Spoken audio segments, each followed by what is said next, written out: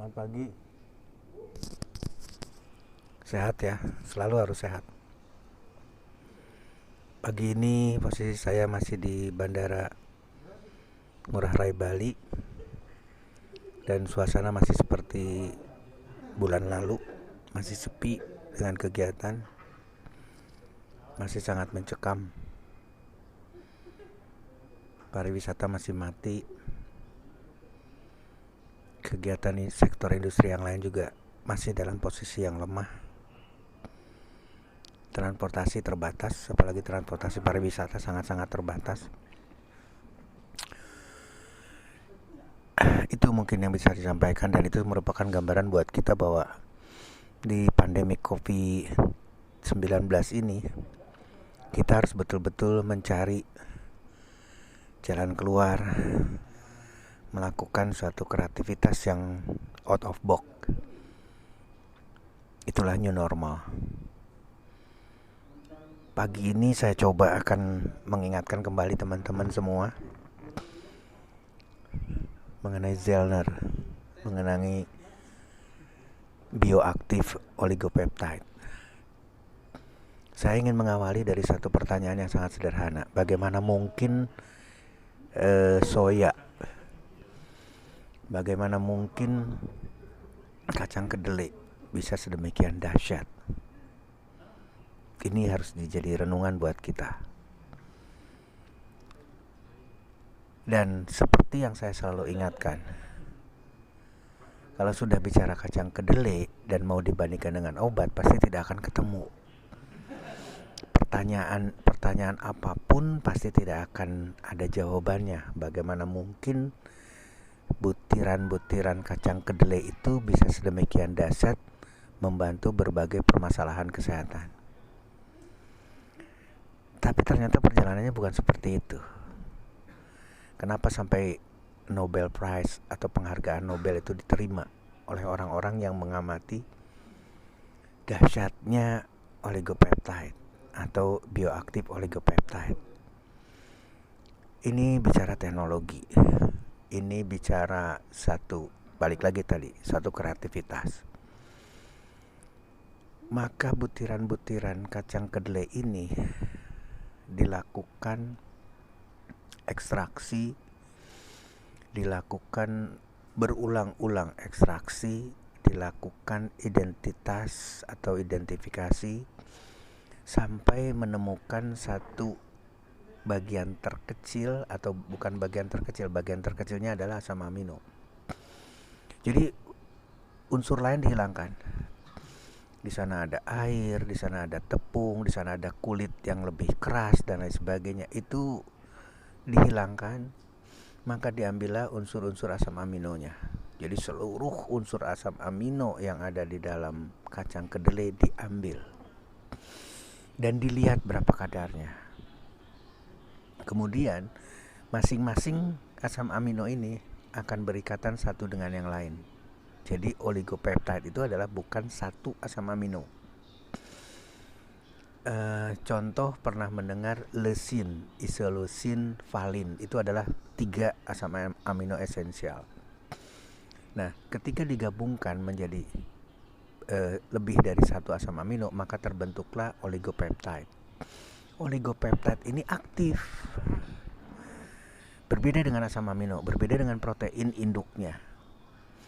Kalau induknya, maka dia dalam bentuk yang tidak memungkinkan untuk bisa melakukan aktivitas. Tapi kalau asam amino itu akan memberikan bagian dari perjalanan satu metabolisme. Jadi protein dipecahkan menjadi asam amino, itulah dengan menggunakan proses proteolisis dengan enzim protease. Terbentuklah berbagai enzim.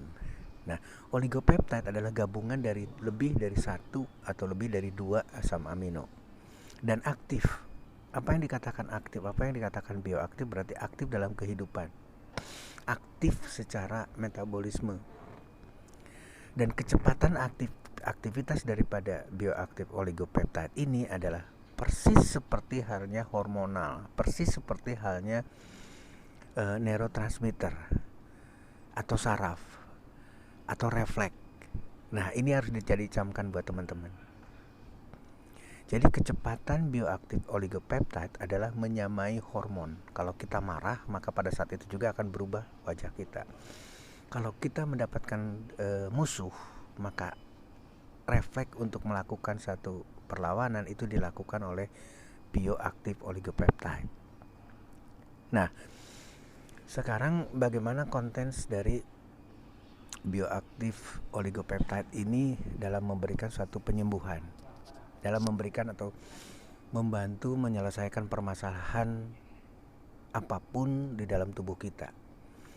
Bioaktif oligopeptide itu bukan berbicara di organ, tapi berbicaranya di sel. Jadi bioaktif oligopeptide tidak melihat sakit apa, tidak melihat kondisi klinis seseorang itu seperti apa, tidak. Ketika dikonsumsikan bioaktif oligopeptide, maka seluruh, kalimatnya saya ulangi lagi, seluruh sel mengalami perbaikan. Kenapa perbaikan? Karena mendapatkan oligopeptide yang sedemikian aktif, bertindak sebagai hormonal, bertindak sebagai neurotransmitter atau hormon dan saraf, maka seluruh metabolisme, maka seluruh proses di dalam sel tersebut akan membaik. Dengan membaiknya sel, maka seluruh permasalahan kesehatan akan mengalami suatu perbaikan yang signifikan. Jadi kembali lagi, kenapa Zellner bisa menyembuhkan orang sakit A? Kenapa Zellner bisa secepat itu menyembuhkan orang dengan sakit B? Itu adalah karena aktivitas dari bioaktif oligopeptide di tingkat sel. Jadi dia tidak melihat organ yang sakit sekarang, oh ini orangnya kondisi fungsi jantungnya lemah. Maka ketika oligopeptide dimasukkan, sel jantungnya mengalami perbaikan. Tapi bukan sel jantung saja, sel tulangnya juga demikian juga. Maka produksi sel darah, produksi leukosit sebagai pertahanan tubuh, produksi limfosit sebagai imunitas tubuh itu membaik. Jadi ini harus dicamkan sama teman-teman, bukan semata-mata karena A, bukan semata-mata karena B penyakitnya, tapi karena perbaikan di tingkat sel. Mungkin bisa diterima pendekatan seperti ini. Itulah bioaktif oligopeptide. Nah, kemudian bagaimana dengan naturini? Saya tidak akan membahas banyak karena perbandingannya sama. Dan judulnya juga teman-teman semua pernah lihat. Ada disebut sebagai apple stem cell. Apa sebetulnya apple stem cell? Kalau tadi kita bicara butiran kacang kedelai, sekarang kita bicara sebuah apel, tapi apelnya apel Swiss. Jadi karakteristik apel di Swiss tersebut atau sebuah mungkin bisa dikatakan apel yang lain juga mirip sama. Jadi kekuatan untuk bertahan si kulitnya, sekali lagi si kulitnya bukan si dalam dagingnya ya, tapi si kulitnya itu untuk melindungi di dalamnya, itu dahsyat, bisa bertahan lama. Sekali lagi, kulitnya itu melindungi isi di dalamnya itu bisa bertahan lama. Jadi keriputnya lama. Artinya adalah agingnya, proses penuaan dininya dari sebuah apel Swiss itu bertahan lama. Balik lagi sekarang, kita konteks di COVID, kita konteks harus kreatif. Maka para peneliti, orang yang kreator ini luar biasa. Jadi mereka melakukan penelitian hanya dari kulit apel. Kenapa kulit apel ini bisa melindungi sedemikian lama? Kenapa proses agingnya, proses penuaan dininya itu bisa bertahan? Maka diambillah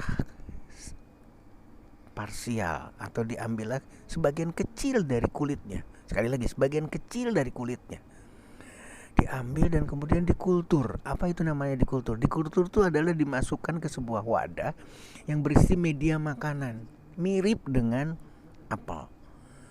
Artinya adalah sel atau parsial dari kulitnya itu ditanam untuk diteliti. Dan ternyata di sana ada beberapa komponen, beberapa bagian dari zat itu yang memberikan efek untuk terjadinya aktivitas daripada sel atau aktivitas sel awal. Jadi kalau ini susunan kulit kita, katakan ini berlapis dari bawah sampai ke atas, maka ini adalah sel basal. Kultur tadi kemudian dimasukkan ke dalam kulit seseorang atau ke dalam jaringan. Maka sel yang tadinya ini tidur, sel basal ini tidur, sel ini akan berubah ke atas ini, kemudian mati. Jadi perjalanannya adalah berubah sel dari sel bagian paling bawah basal sampai berubah bayi, katakanlah dari mulai bayi, mulai dia bisa berkembang kemudian mati. Ini adalah perjalanan. Nah, bagian daripada apple tersebut kemudian dimasukkan dan ternyata betul-betul bisa merangsang sel di bagian bawah ini untuk beregenerasi. Maka keluarlah kalimat stem cell. Seolah-olah bagian-bagian atau partikel-partikel yang diambil dari kulit apel yang kemudian dikembangbiakan, diperbanyak dan seterusnya, maka itu bertindak sebagai stimulan atau untuk merangsang, membangunkan aktivitas sel basal ini sehingga terbentuk sel-sel baru. Apa artinya sekarang? Berarti dia akan melakukan anti-aging, proses anti penuaan. Itu yang dilakukan oleh Naturini. Jadi ketika, coba sekarang teman-teman berpikir lebih mengarah, ketika sel itu mendapatkan nutrisi yang esensial, yang tidak ada di tempat lain bioaktifnya, oligopeptide dari Zellner masuk ke dalam sel tubuh seseorang, kemudian diberikan lagi apple stem cell yang luar biasa, maka setelah sehat juga ditahan untuk tidak terjadi penuaan oleh Naturini karena mengandung apple stem cell. Saya yakin teman-teman bisa menangkap esensinya. Jadi sudah dikasih makan, sudah dikasih nutrisi yang dahsyat, kemudian dipertahankan proses agingnya, proses penuaannya. Itu kita baru bicara dua. Sekali lagi, kita baru bicara dua komponen yang ada. Yang satu di Zellner memang betul-betul hanya bioaktif oligopeptide, dan di Naturini saya hanya berbicara satu komponen, yaitu apple stem cell. Luar biasa. Sampai ketemu. Karena saya sangat bangga sekali dengan teman-teman semua. Kita pasti akan ketemu dan berdiskusi mengenai seluruh komponen atau seluruh kandungan yang ada di dalam Naturini. Demikian juga yang di Barnum. Mudah-mudahan pagi ini kita mendapatkan keberkahan. Salam semuanya.